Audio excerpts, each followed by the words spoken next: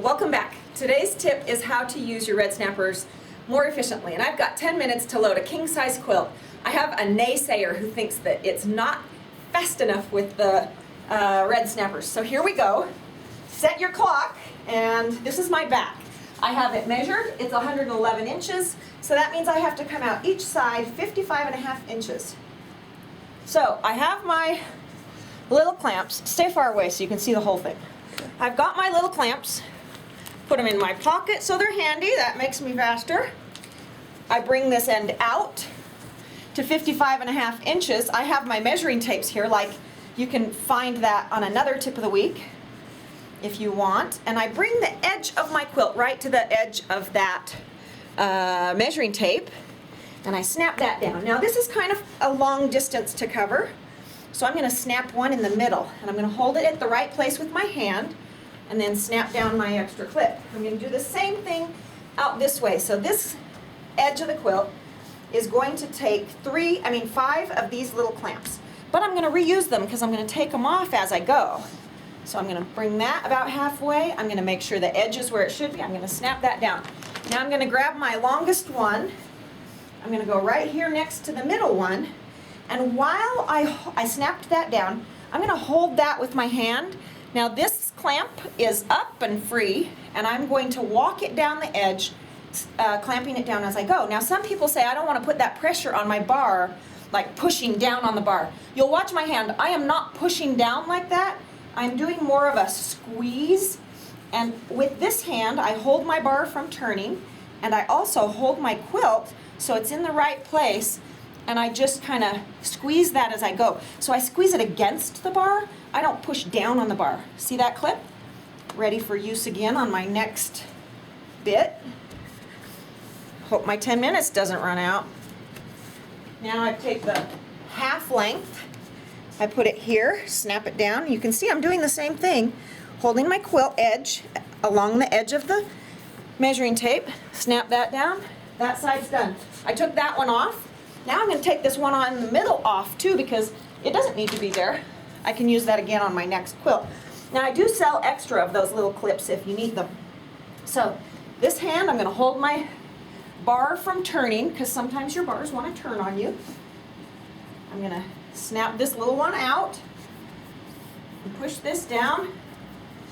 Now this is a 110-inch quilt, or 111 inches, so this is a good king-size quilt.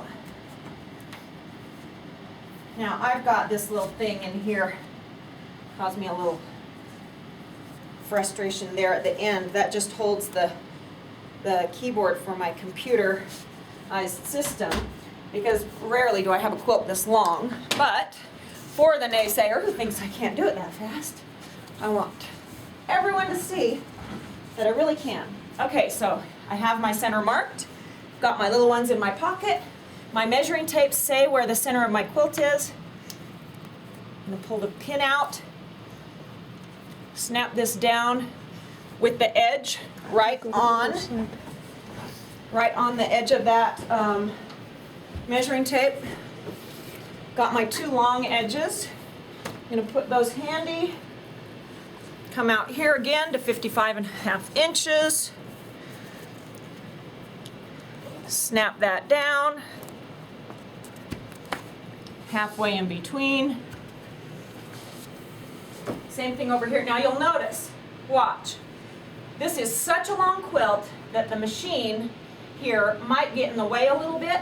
So I'm just going to leave that side. I'm going to finish up this side here, and now I can use the table underneath. Now that's how you would do it on an INNOVA. If you have a different brand, I'm sure you'll find a different solution. Some people might like to do it very differently than I do. That wouldn't be wrong. Whatever works, works. Hope my 10 minutes isn't up yet. Okay, now, see where I am? I'm going to take my machine and move this to the other end, because this quilt is gigantic. Now, on a baby quilt, you would not need to do that. And usually you will not need to do that. But 111 inches is larger than most. But it can be done. and it can be done well.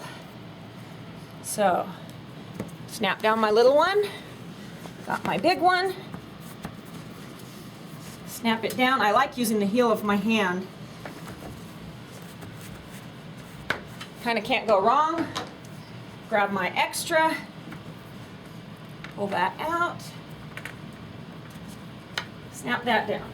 Now I need to get my top loaded on this bar right here. So, my top is a little bit smaller. I wrote it down because I can't remember that long. It's 90 inches. So I have to come out 45 inches on each side. My measuring tapes tell me where my middle is. I only attach the bottom edge of my top. You need to go further out so you can see all of the whole process, I think. I'm going to come out here to 45. Snap that down. Come here, 45. Snap that down. I have 2 more long ones here. I've got them lined up with the edge of the measuring tape.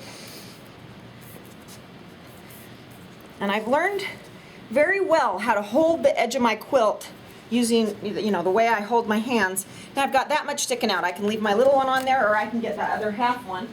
Doesn't really matter, whatever works, works. I'm gonna leave that one there this time because I don't need it now, and it won't get lost if it's stuck right there. I only make sure I take them off on the very first pass because I'm gonna want to use them probably. And 6 is plenty. Peel that off, put that on. There we go. I am loaded. Now I just need to put some batting on here. So I'm gonna tighten this down so my back is tight. Now your quilt is probably longer than 12 inches, but for examples, 12 inches is a good size. Push this over to the side here. I'm gonna lay my batting down. It's not long enough, but you can pretend that it is, I'm sure. Now what I do is baste across the top of this to hold this in place. I don't have a bottom, so you're going to have to imagine that part too.